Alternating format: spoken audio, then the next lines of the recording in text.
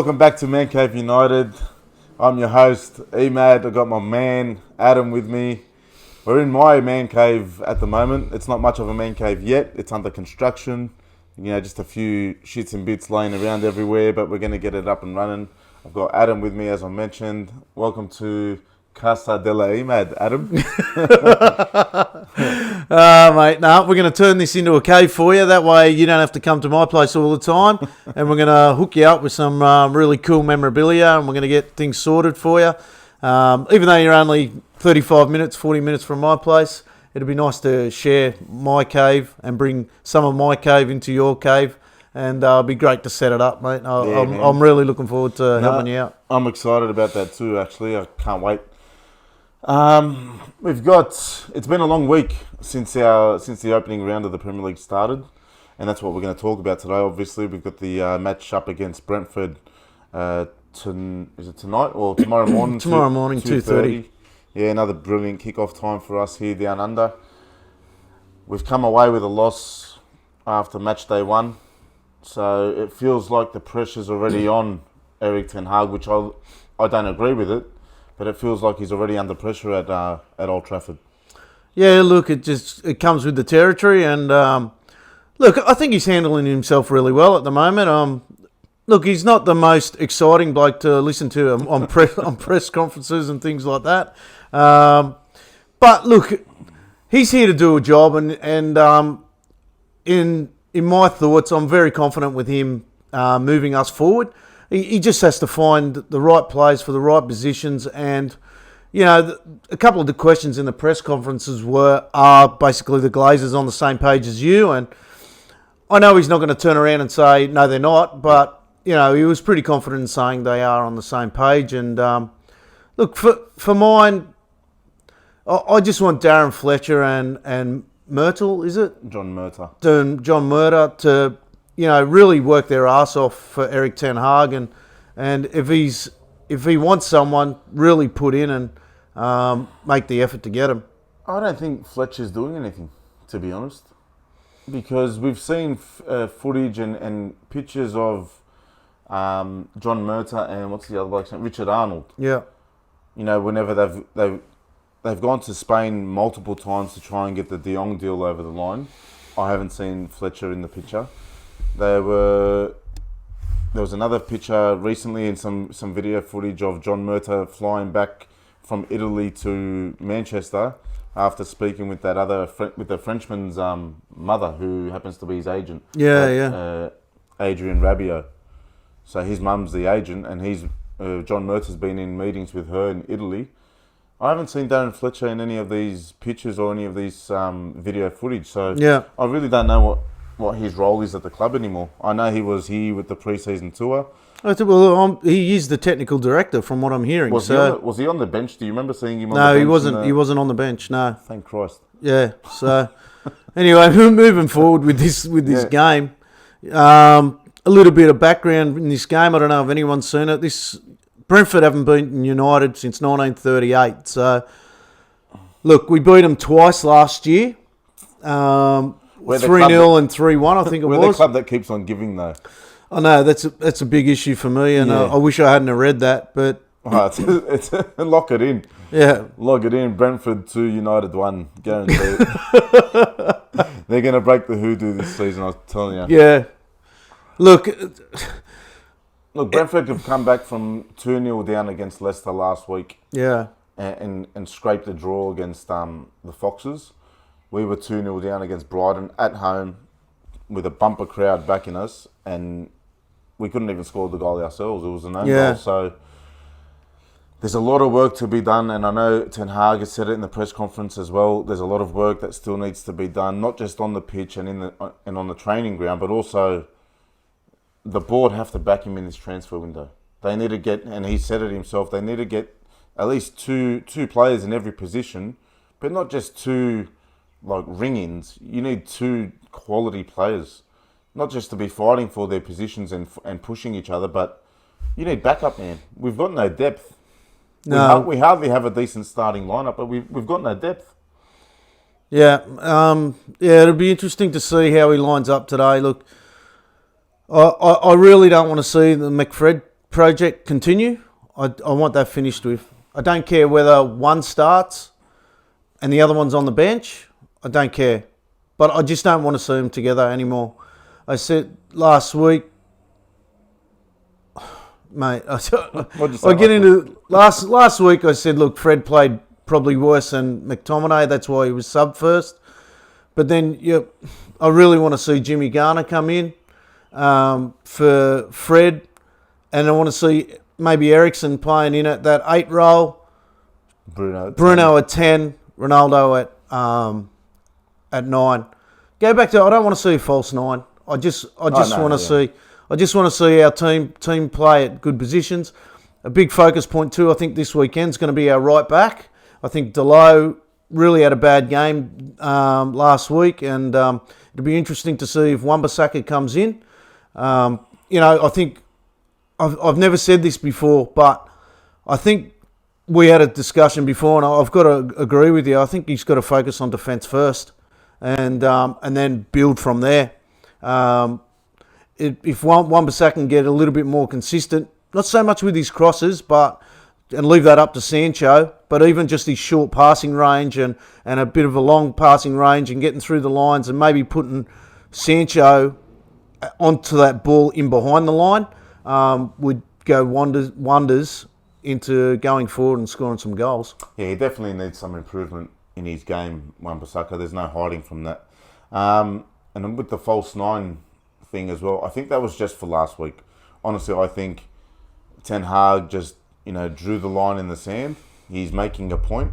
Obviously, he could have started Ronaldo. Everyone thought that he was going to, because Martial was injured. He could have started Ronaldo, but he's taken a stand and he's making a point to everyone that pretty much you don't fuck with me. Yeah, I'm the boss here. I don't care who you are. If you're gonna muck up and if you're gonna do and behave in certain ways, and obviously we all know that Ronaldo, amongst other players, left early in that last pre-season game. Ronaldo sat on the bench. But I think this week we will see Ronaldo start, and he's all but confirmed that in his press conference that he had last night. I think Lindelof and who was the other player? Martial is still out, so that's an interesting one. Yeah. But I think Lindelof's been linked to a couple of clubs now too. Yeah, West Ham being one of them. Right, so that'll be interesting to see what happens over the next. Well, when's the transfer window finishes? Another week, is it? No, still a couple of weeks. Still a couple of weeks left. So I think, and I'm not sure if the European, because now obviously with Brexit, right? I know the English. I remember last season and the season before, the English window closed just before the European one, which was a bit how you going, because they could still buy players from English clubs. Yeah, but we couldn't buy anyone else from Europe. Yeah, so I don't know how that's going to work this season, if that's still in effect. Look, with players being linked to leave, I don't mind that. But we need to see people coming in. Yeah. That's the problem now. We've still let go X amount of players from last season. Obviously, Juan Mata, Nemanja Matic, Pogba, Lingard, Hendo's gone on loan. But so that's 5 players I've named there, but we've only brought in 3. Yeah. He needs to be back properly this window. This Frankie de Jong deal has gone way too long. I don't know. Just bring him or don't. Yeah, or get someone else. And I know there was a report that we agreed a deal with that Rabiot. We got to be buying number 1 targets. That's right. Look, the other one too for this weekend, and please let's not forget Luke Shaw. Malaysia should just come straight in for him. That should be a straight up. Yeah, it shouldn't be. That should be first on the tick list. I think it'll be. I think Maguire will start, no problem at all. I think that was the other one we spoke about before, was the new boy partnering Maguire. Alessandro Martinez. Martinez, whether he'll come in and maybe play a 6 role. There has been a Varane come in, so you could swap it up a little bit there. And there are a different number of combinations that he can try, but then is that going to be seen as panic stations already? He's just mixing it up, just trying to find what works. Yeah. Because if that, I don't mind it, but at the same time, well, that's what pre-season was for. And I understand that Martinez and Eriksen didn't join the pre-season camp until they had left Australia and met up with their teammates in Manchester. But is it not that it's too late in the season? But do you know what I mean? Is it too late to start, or is it too early in the season to start doing that now? I think you can do it in a game like Brentford.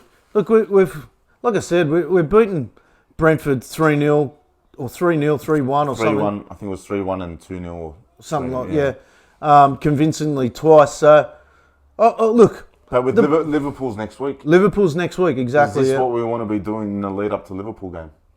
I don't think we've got a choice, mate. I think Erik Ten Hag has to find his team in a hurry. Otherwise, he's going to realise really quick that we're going to struggle. We beat those donkeys 4-0 in the Bangkok Cup anyway, so there's... Oh, shit, man.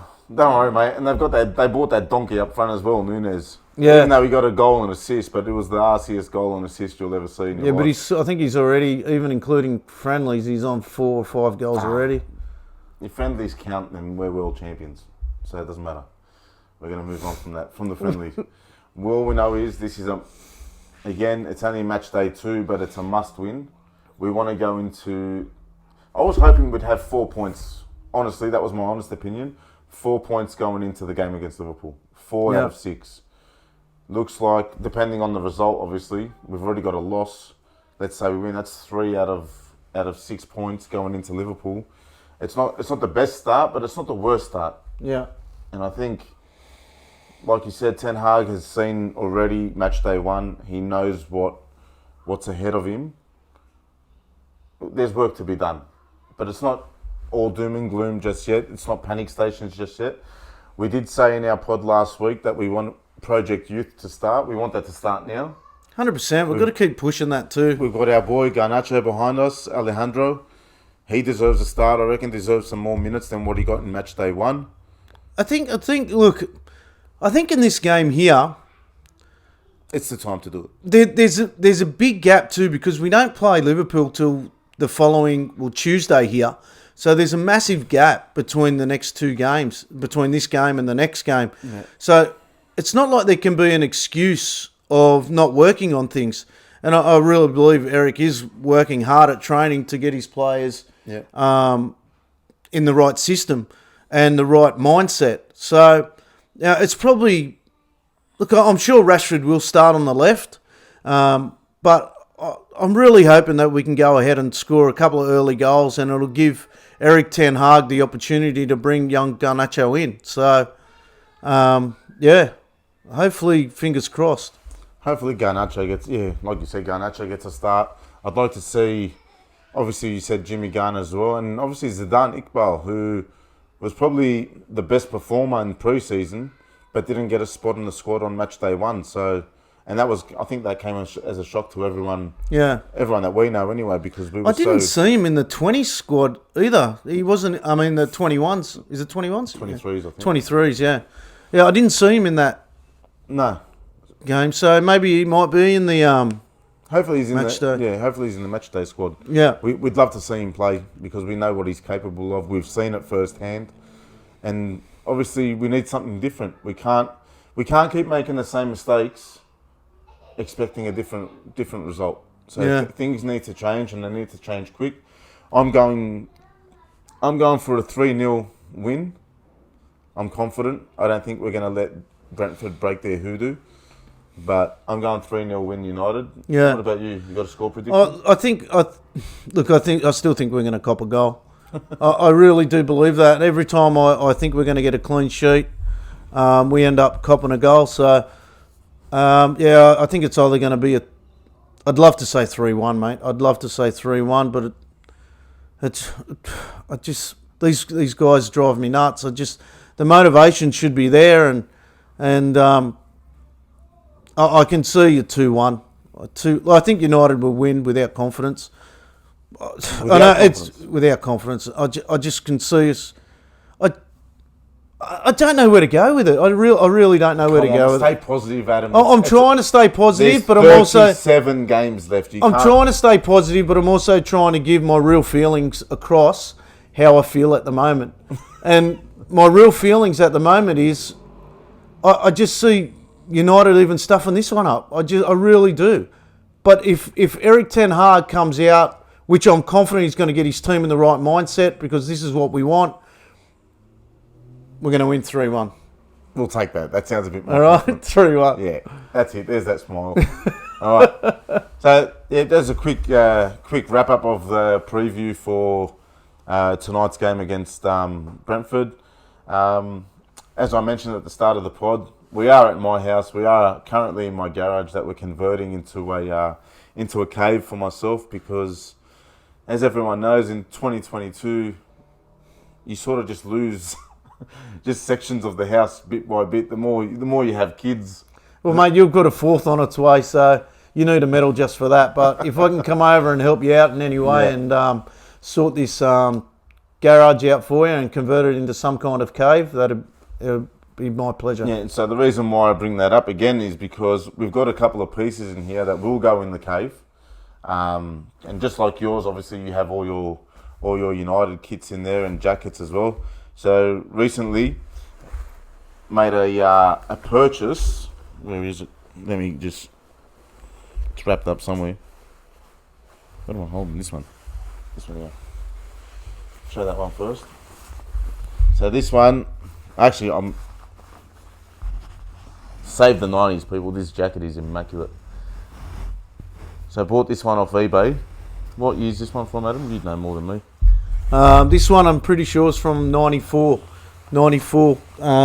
With the Umbro band going across it. So it's even got like the Manchester United on the sleeve. It's got the absolute class badge, the football club. So anything through the 90s, it's got football club on it. It hasn't been changed. Absolutely beautiful, sharp on the collar. And actually, you put it on before, and it wasn't a snug fit. And I actually thought it was the perfect fit for you, to be honest with you. Yeah, but it's a motivation to lose a couple more kgs, I think.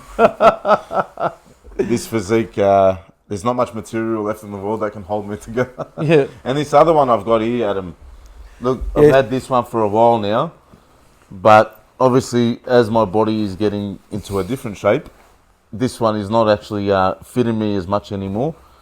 But it will go in the cave for now, but I am open to offers. So if anyone's watching, anyone interested in adding some... I'm actually looking at that myself, and I may make an offer.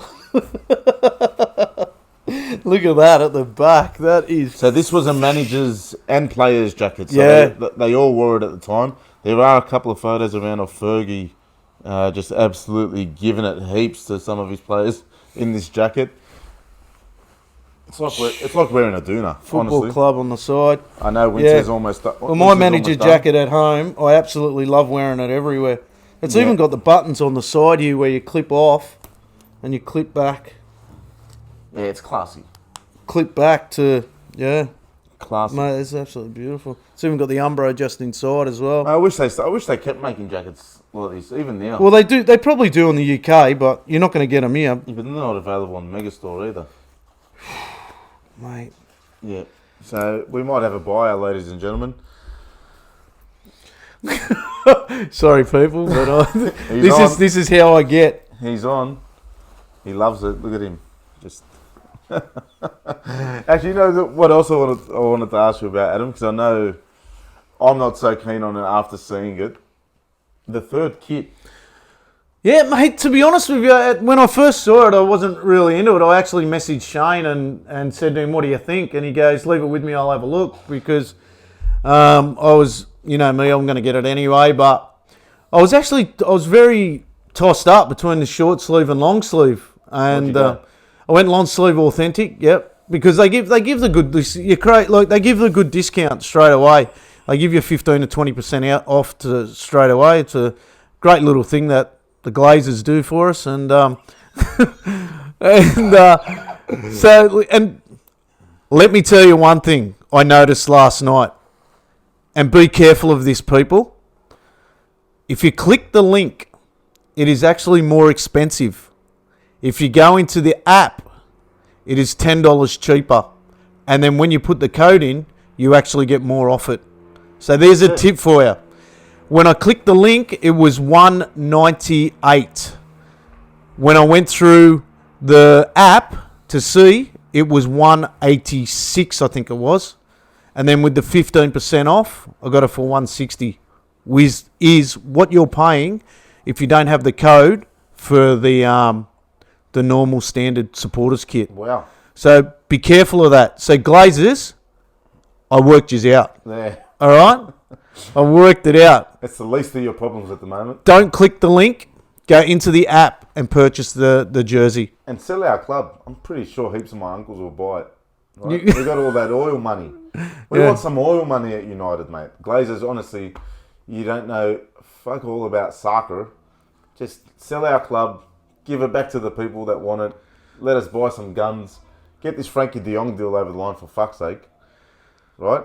And then worry about your prices on your jerseys later. But this jacket, I'm wrapped with this jacket. I think Adam's even more wrapped with it. He's going home with it. He knows. He knows. Sorry, Belinda. Actually feels quite comfortable over the arm. So, Look, honey. Yeah. Yeah. Okay, so we'll pretty much leave it there. It was a nice, quick one. This pod was very easy to put together today. We haven't had any issues whatsoever. Nah. So you're a confident 3-1, less confident 2-1. I'm confident in a 3-0 win. Yep. I think Ronaldo, Rashford, and Sancho, all three of them, our front three will score because they're all going to start. Hopefully Ten Hag can get his troops, back in line, and we've got the 3 points, and we've kicked off our season. Yep, that'd be great. Leading into Liverpool with a win. All right, mate. Thanks to everyone for watching. Please leave some comments below if you think we're dickheads, if you think, about anything, whatever it is. Leave your comments about the team, about Ten Hag, what you think, the lineup. Everything matters. Obviously, By the way, we're going to be on Instagram Live tonight with I think it's Nepal Supporters Club and Geneva or something like that. It is somewhere in Europe. Yeah. So that's where we're going to be. I think it's Switzerland, and so we're going to be live at 10:30. Be ready. We're going to get interviewed. Don't worry about it. Yeah. From Geneva, Switzerland. Yep. Geneva. The Manchester United Supporters Club in Geneva. Yep. So we're going to be live on Instagram with them 10:30 tonight. 10:30 Is tonight. that our time? That's our time. Yeah. Yep. Okay. All right. No worries. Thanks for tuning in, guys. We'll see you next time from the cave. See yous. Bye for now.